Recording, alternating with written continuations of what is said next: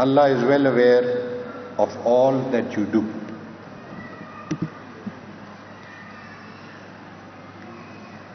Justice Cornelius was an embodiment of justice. Justice Cornelius was an embodiment of justice. It's not been mentioned to you, I'll just share this with you.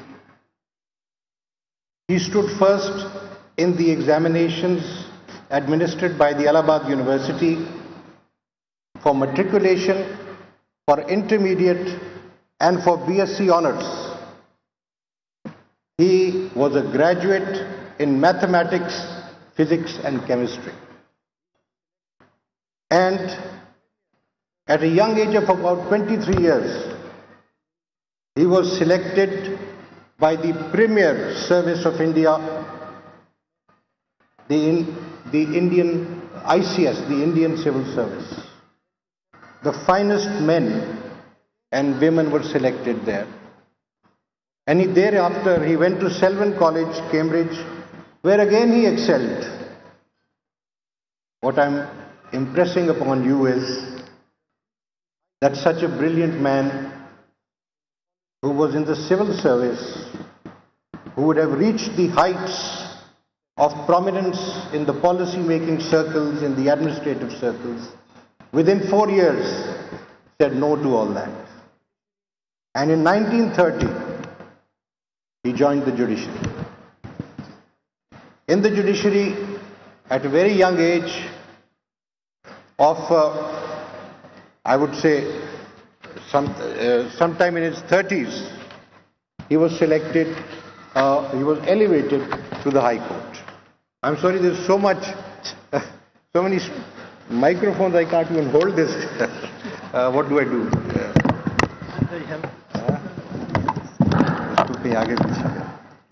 Thank you. I'll have to minimize my requirements. So he was elevated to the judiciary at the age of 41 in the High Court, Lahore High Court. Within 7 years, ladies and gentlemen, he distinguished himself and he was elevated to the Federal Court of Pakistan. I have spent a total of 19 years in the judiciary in the High Court and the Supreme Court. Justice Cornelius spent 17 years in the Supreme Court of Pakistan. He was one of the longest serving Chief Justices of Pakistan, from 1960 to 1968. And in times that were difficult, because Pakistan was an embryonic state, it was growing, it was trying to grapple with all the difficulties of a young country, and of course there were political issues. In 1955, Justice Cornelius, who was by then in this, it was called the Federal Court. In the following year, when the Constitution came, it became the Supreme Court in 1956.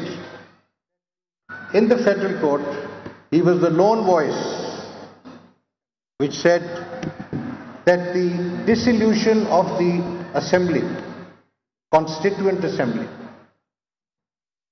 by the Governor General was illegal. That judgment today is hailed as an outstanding rendition of justice,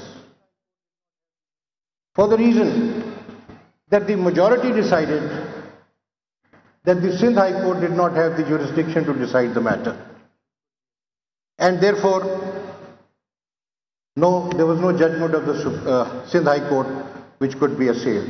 It was an illegal judgment. The majority allowed technicality to avoid the truth. And when truth was avoided, justice was avoided.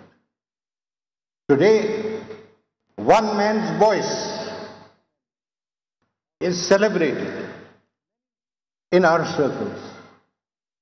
The rest of the men, although they include many distinguished jurists, the majority are not mentioned at all. This is the course of history, and this is the message to any judge who wants to stay on the right course. The course written for us, dictated to us, directed to us by none less than the Almighty through the Holy Quran.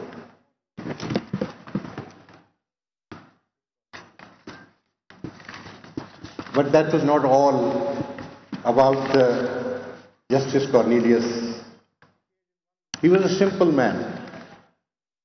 Today I am informed that he stayed in one room for 40 years. He lived there simply. He had no assets when he retired, and from his pension he paid the bills of this hotel. It was in this hotel where he lived, and I went and saw that room just now, a short while ago. But another beautiful thing about him, in 1968 he was to retire in May of 1968. But his colleague, Justice S.A. Rahman, who had worked with him for years in the Supreme Court, was to retire before then. So in order that Justice S.A. Rahman may become Chief Justice also, do you know what Justice Cornelius did? 2 months prior to his retirement, he resigned from office. He sacrificed. This was a man who had the capability to give and to share. These are the qualities which I submit respectfully judges must have if they have to do justice.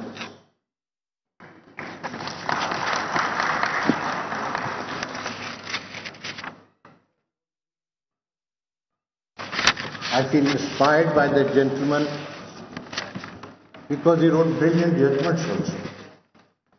I just mentioned you the 1955 judgment in the Tamizuddin case. Then there was this famous Doso case in 1958, which is the one that legitimized martial law for the first time in Pakistan. But an offshoot before the court in that case was whether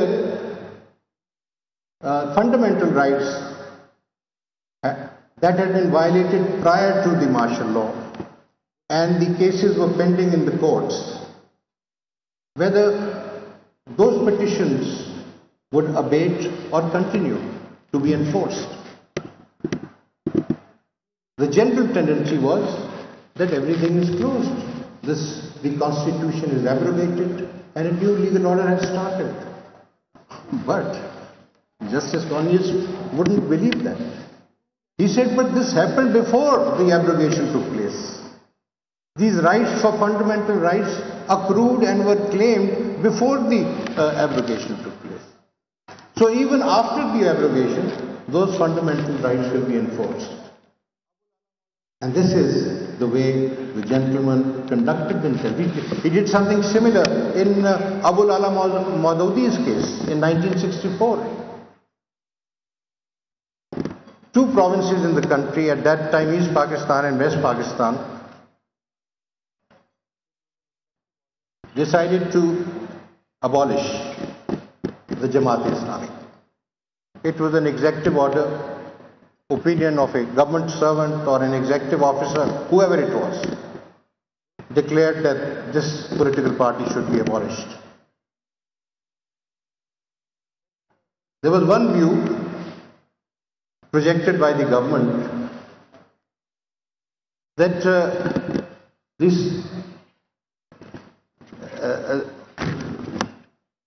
that the fundamental rights did not protect the party, and that the opinion given was reasonable, it was fair, it could be seen, it could be determined, and therefore no interference should take place. Justice Cornelius held that this case does not concern the propriety of the order only. This case concerns the fundamental right of freedom of association. And if the political right to associate has been defeated in this party's case, then that's a breach of the fundamental right, and no executive officer, no government authority can sit in judgment on the fundamental right. It is the court which does that. And the result was they lifted the ban. The Supreme Court was together on that. He was the Chief Justice at the time. They lifted the ban. I could say much more about him, but I want to move ahead. I want to move to the subject which may be of interest to you. And this is the subject of minority rights in Pakistan. मेरा वो पानी का गिलास बोतल दे. Thank you, Ji. I'm good.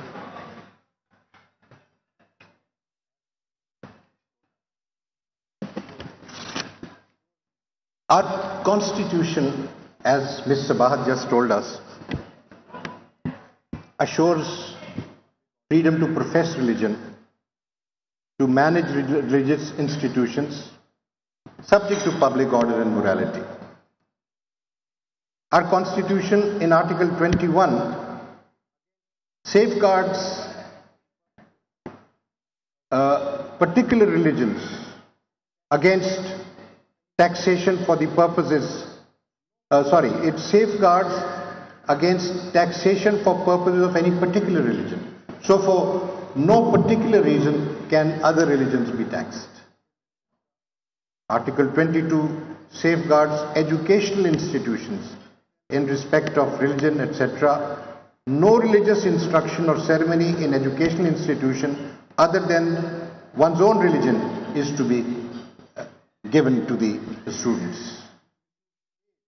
No citizen can be denied admission to educational institutions which receives aid from public revenues on the ground of race, religion, caste, place or birth.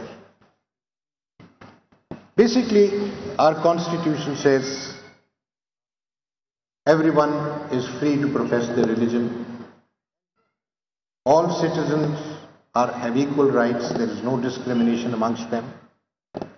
And yet, for years, our minorities have felt discriminated, have felt sidelined, marginalized. It is in these circumstances, in the year 2014, some 9 years ago, the Supreme Court, under the charge of Chief Justice Tasadduq Hussain Jilani, who sits with us right here, took up this challenge and came up with directions to protect the rights of the minorities. There were several directions that were issued. Directions about curriculum, directions to ensure that there is no hate speech on social media against minority religions, directions that a National Council for Minority Rights be established, a task force be established, and a special police force be established to protect religious places of worship. A job quota for minorities at 5% be ensured, and similarly an admission quota in educational institutions be ensured. For many years,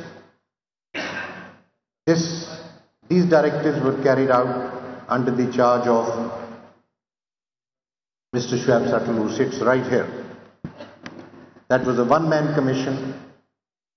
He worked strenuously, selflessly, and achieved many objectives. I may agree with Sabahat, there is a lot more to be done. But pursuant to that judgment, there was movement and a great deal was done. Today, the minorities see that judgment as an umbrella which protects their rights. Today, the Supreme Court acts as a facilitator vis-à-vis the government authorities who have been cooperative. We must not overlook the fact, ladies and gentlemen, we have been through at least 3 decades of extremism. We have lost 80,000 citizens in this country to extremism. And by the grace of God, the situation is improving, and a lot of the complaints regarding violence which the minorities had, and even Muslims had, because of sectarian rivalries, they have diminished. I think that resilience which the Pakistani nation has shown through these turbulent times is a great credit to the people of Pakistan. And with great respect, also the state of Pakistan. Things are on the mend.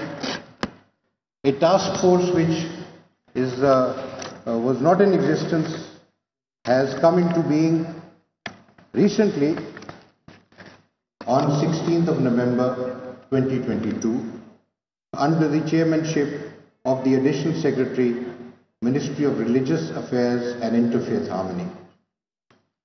The members of the task force include almost all important executive functionaries in the country, which means that the issues relating to minorities protection and minorities rights would now be handled by persons who are directly related and who have authority over the persons that will carry out the instructions. I have hope and expectation that this task force will do well. Our association with Mr. Sadal continues because he is a court appointee. The court has a special implementation bench. 9 years have passed, but there is an implementation bench for this judgment. And today I have been mentioned a few issues. I said file an application. You see, courts cannot pass executive orders. We cannot act on verbal statements or complaints. These matters come to us through petitions or applications. Notice is issued to the concerned parties and respondents come forward and an order is passed after hearing the parties. But these are public interest proceedings. There is nothing adversarial about that. And I may assure you, for quite some time I was the chairman of the implementation bench. Now it is headed by someone else.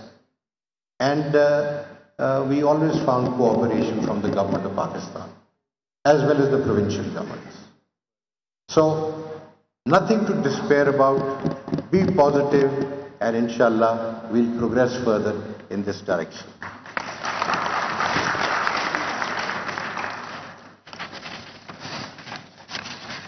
You see, the protection of minority rights, the protection of rights of different sects within the fold of Islam, all this has to do with awareness and knowledge. You will be pleased to know that the Islamic faith does not appreciate sectarianism. There are several verses of the Quran that talk about it. And it is said that leave these differences to God. Don't fight amongst yourselves. What you have to do is Amar bil Maroof wa Nahi Anil Munkar. Amar bil Maroof is do good deeds. Nahi Anil Munkar is others who do bad deeds, just inform them and tell them Don't do this. You don't have to become violent. You don't have to become aggressive. But you should stop that. You should advise that. In relation to religion, Surah Baqarah in Ayat 256 says, there is no compulsion about religion. There is no compulsion in faith. This is your own will, your own wish. In Surah Maida, which is number 5, Surah 5, Ayat 32, it is said, whoever kills one person unjustly is as though he has killed all of mankind. And whoever saves one life, it is as though he has saved all mankind. Mankind, whatever the form, whatever the color, whatever the creed, whatever the faith, is indistinguishable. There is no discrimination. That is how the Almighty considers human beings. In Surah Al-An'am 6, Surah 6, 108, the Almighty says, do not denigrate the deities of other faiths, lest in their ignorance, they disrespect Allah. Thus, Allah has made pleasing to every community their deeds. Let them do their deeds, their religious deeds. In Surah Hajj 22, Ayat 40, he says, due to the intervention of Allah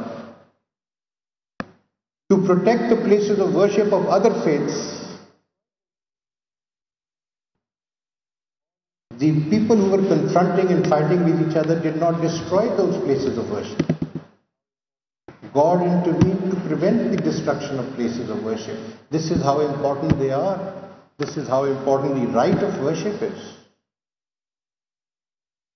And so on. There's more, but I will not spend more time on that.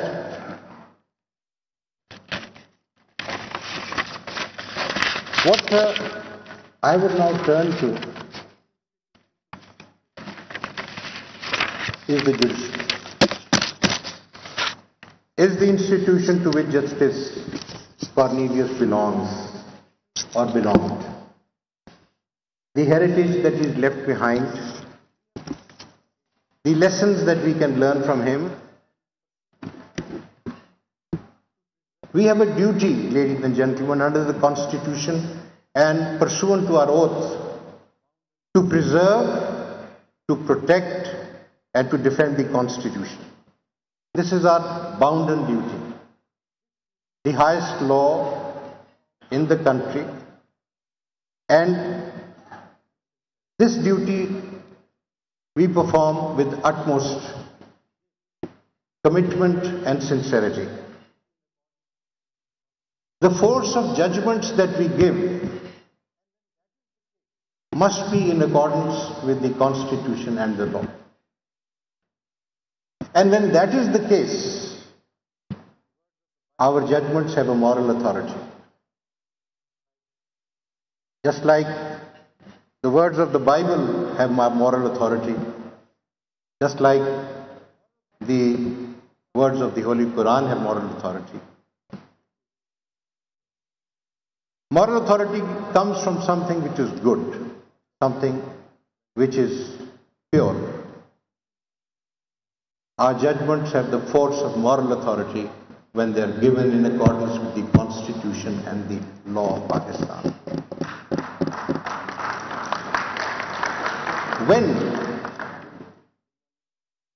When do judgments have moral authority?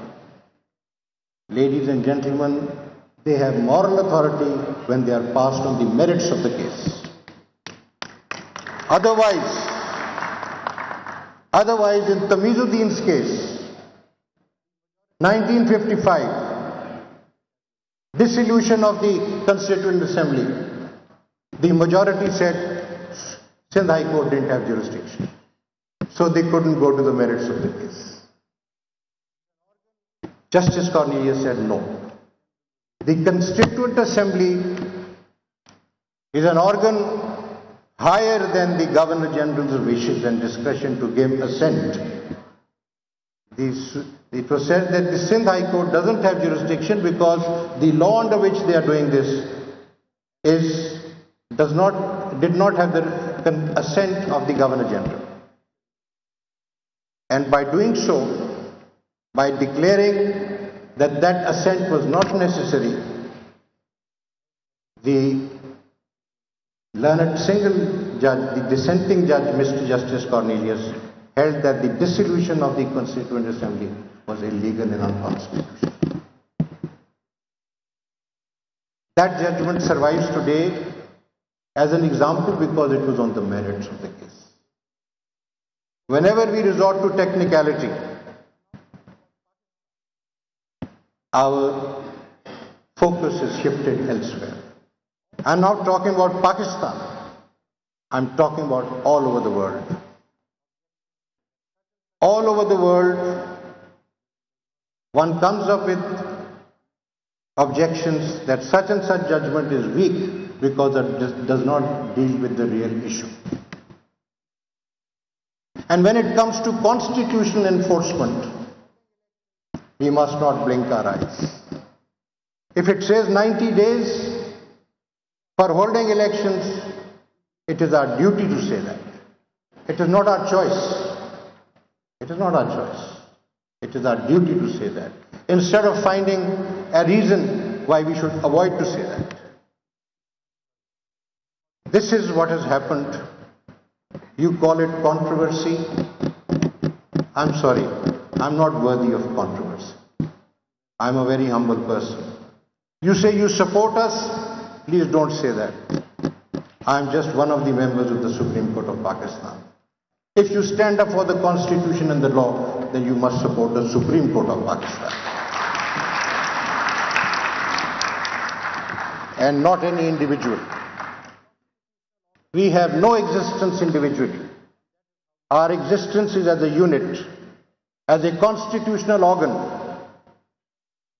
And that is how we function. But the important thing is that the Supreme Court, when it speaks on merit, its judgment has moral authority.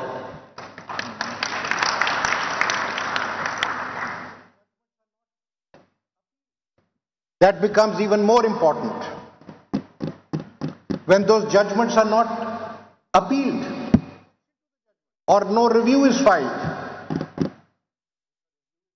Then that means no one has any objection to the judgment. If a review is filed, then it will be heard, because no judgment is binding unless it becomes final. But if a judgment is not challenged, then it becomes final. So let's see what happens now. Let's see what happens now. And I'm optimistic that the people of Pakistan, the leaders of Pakistan, the institutions of Pakistan are all committed to the Constitution. Do you know that in this context,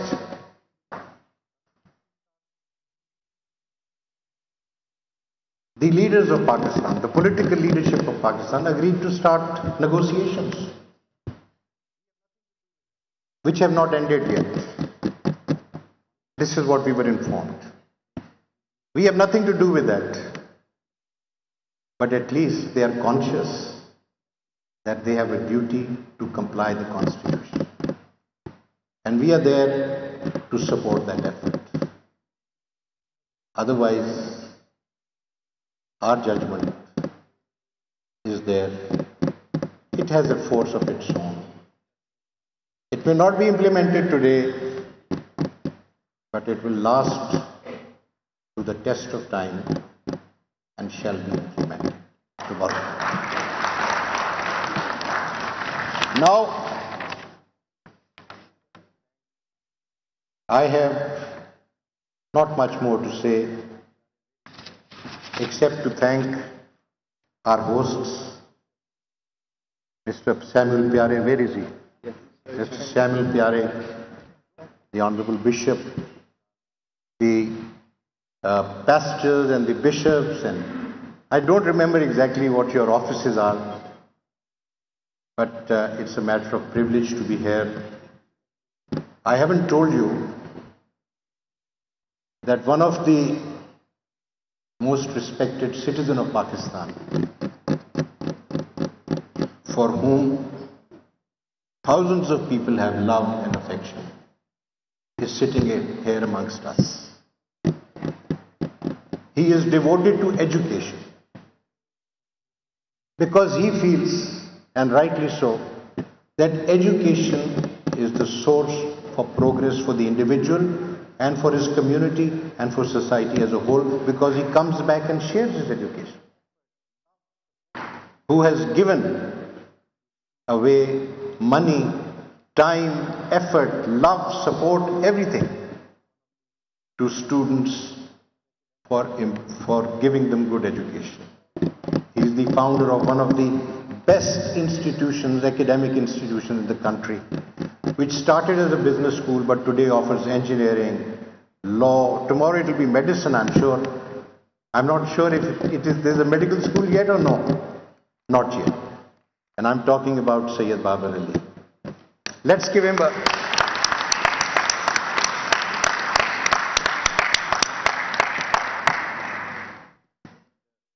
It's delightful to meet wonderful people. As Sayyid Babar Ali had a role in my life also. So thank you, sir.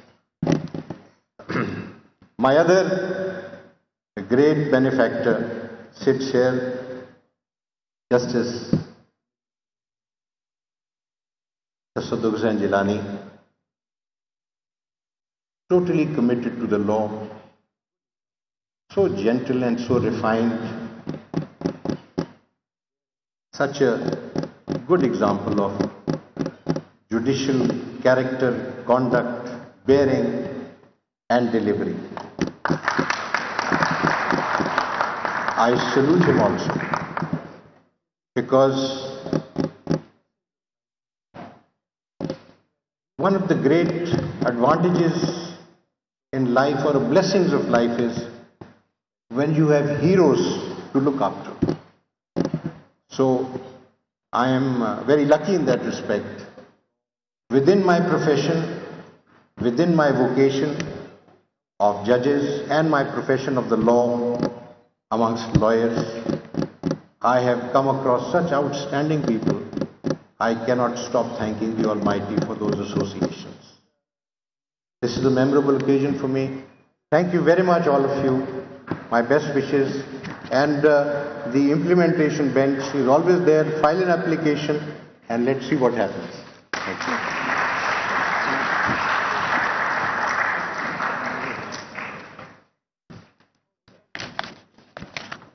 Sir, thank you very much.